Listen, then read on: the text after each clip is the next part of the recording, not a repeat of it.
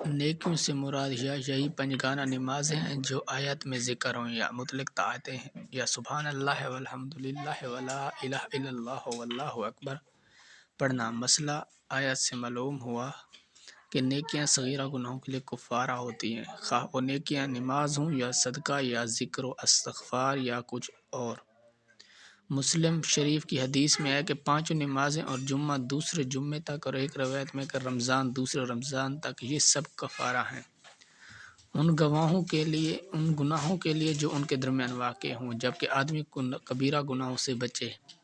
شان نزول: ایک شخص نے کسی عورت کو دیکھا اور اس سے کوئی خفیف سی حرکت بے حجابی کی سرزد، اور اس پر وہ نادم ہوا اور حضور صلی اللہ علیہ وسلم کی خدمت میں حاضر ہو کر اپنا حال عرض کیا۔ اس پر یہ آیت نازل ہوئی۔ اس شخص نے عرض کیا کہ صغیرہ گناہوں کے لیے نیکیوں کا کفارہ ہونا کیا خاص میرے لیے ہے؟ فرمایا نہیں، سب کے لیے۔